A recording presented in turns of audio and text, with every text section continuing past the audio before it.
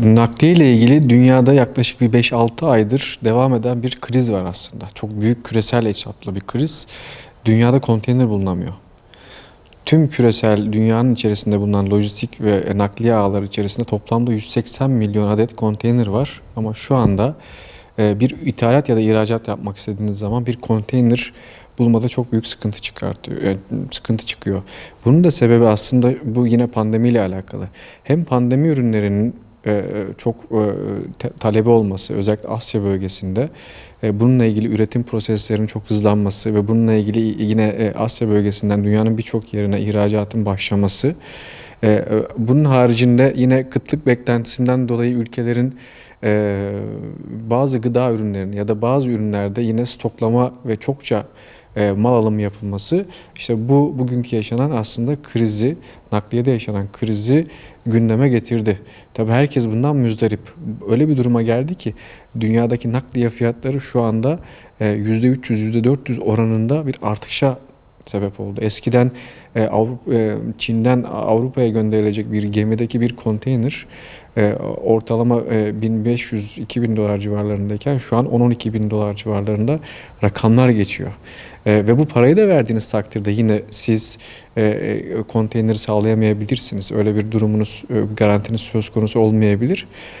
Bu ortaya küresel ölçekli bir kriz yarattı ve bu birbirini tetikleyen duruma soktu. Şimdi siz malınızı ithal edemezseniz, çekemezseniz ya da satamazsanız bu tabii ki birbirinin ardına ek maliyetleri de getirmiş olacak. Bu da birçok yerde, birçok noktada getirilen ürünlerin ya da gönderilen ürünlerin maliyetlerinin de üste çıkması anlamına gelir. Bu bizim için de kötü.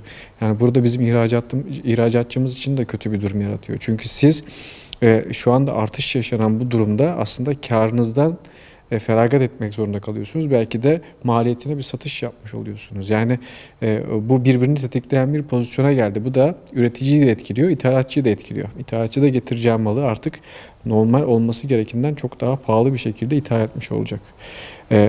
O sebeple şimdi dünyadaki bu küresel olan nakliye probleminin çözülmesiyle ilgili bir takım çalışmalar yapılıyor. Aslında bunun temelinde yeni bir konteyner imalatı devreye sokulmalı. Bunun üretimine girmiyor ama kimse de aslında buna girmek istemiyor. Yine Çin bununla ilgili bir takım çalışmaları var ama sebebi de şu. Yani bu geçici bir dönem.